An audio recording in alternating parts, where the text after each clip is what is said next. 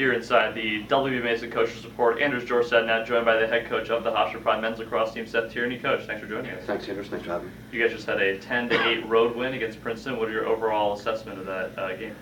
Certainly, anytime you walk away with a W and not an L, it's a good day, especially in Division I lacrosse. It's hard, it's hard to win games. Everybody's got great guys and game plans. So again, really happy that we got the win. I thought that there were some really good things.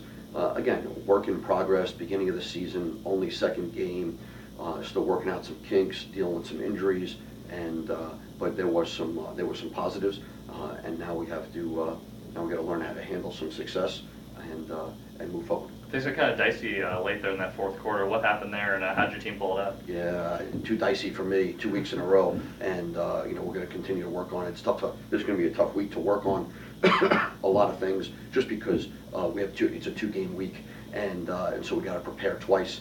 So we're going to talk about it. Obviously, the guys know too many goals in the fourth quarter right now. We've got to, we've had a 6-3 lead against Princeton, I think, at the end of 3, and a 4 or 5 goal lead going into the Monmouth game, going into the fourth quarter. We cannot make these 1-2 goal games. We got to learn how to just play smarter and harder. And it's one of those things that listen, we've gotten away with twice, but let's not forget this. We've got to be able to do a better job, and we're going to work on it today in practice. Got some new goal scorers starring in this game. Moser and Yanes each had 2 goals apiece, but not normally big goal scorers for you guys. Are you looking for more from them going forward? Yeah, I mean, in order to be a difficult team to prepare for, you can't just have 1, 2, 3 goal scorers. You got to be able to spread it around, because those other teams, they have to be able to respect them. And you're talking about 2 really good players. First of all, Alex.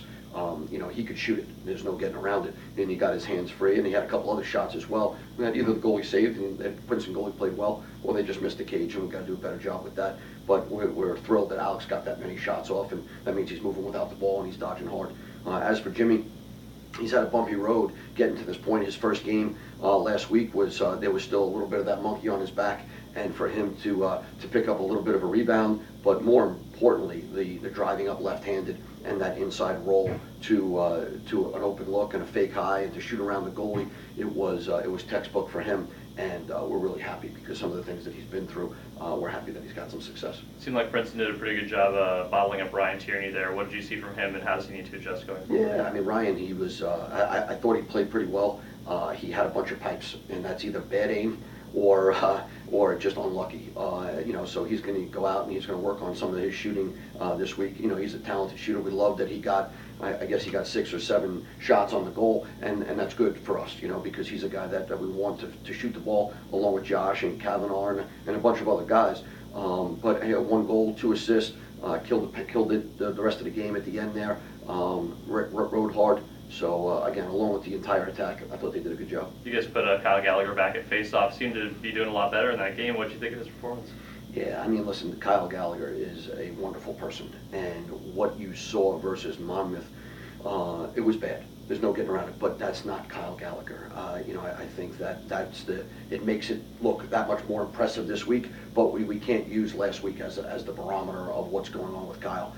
He came back. I'm proud of him. He had a tough week with the coaching staff. He had a tough week within his own head, and he got up every morning and put in some extra time, and he did a great job. And for him to win the first face-off and to kind of settle down a little bit, I think that was huge for him. And then it's only a 2-goal game.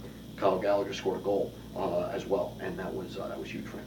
And you guys really dominated the possession battle overall. How big is it to do so well in the possession battle and the shots battle as well in such a close game so late? It's everything. There's no getting around it. But you still need to win. You can have the ball all you want. You still may not win. You can outshoot another team all you want. It's the quality of looks that we're looking for. So again, we just don't want to get just win the stat sheet and say, oh, well, we outshot them 45-25. That's not what we're looking for. We're looking for how many of those 45 were quality, and then how many did we can. A couple of big games here coming up this week. Let's talk about the home game first against NJIT. What are you seeing from this team coming in?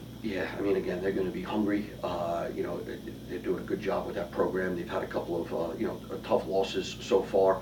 That only fuels the fire a little bit, and it's going to be a new experience. As Princeton was a new experience for this team to be on the road, we have a new experience this week. We got to prepare for a midweek night game, and then we got to cut that one loose, and then we got to prepare for a game at the end of the week versus Georgetown. But right now, all focus on NJIT. They got a couple of Canadian players that can sling it. They got a couple of guys that can get up and down. They got a couple of really good-looking athletes, and we're going to have to really play well, at home. And again, as I told the guys downstairs in the locker room on a board, it's not NJIT, it's Hofstra, and it's not Princeton, it's Hofstra. It's no disrespect to those other teams, but it's about us, and the focus needs to be about us. You guys now going on the road after that to play Georgetown. Always a very competitive matchup against them. I know you guys said you're focusing on NJIT, but what are you seeing from Georgetown this year? Their head coach is an alum. Their head assistant is very close to me. I know how hard they work. I know that they went through an enormously tough season last year, losing the life of one of their players. Been through some bumps, and they've gotten off to what you would consider a really tough start. They lose to High Point on the road in a weird opening way of a game after some scrimmage issues, and then you play against Notre Dame down in the Cowboys practice facility, and Notre Dame's they're for real this year, and they fought and they did a pretty good job there. And then they got a one-goal game against Towson this past weekend. Again, where our focus is on NJIT, and we'll shift our focus once the whistle blows at the end of the NJIT game. Then we'll start talking about Georgetown. He's Seth Tierney, the head coach of the Hofstra Pride men's lacrosse team. Coach, thanks for joining us. Andrews, thanks for having me. And thanks for listening to the WB Mason Coaches Report on GoHofstra.com.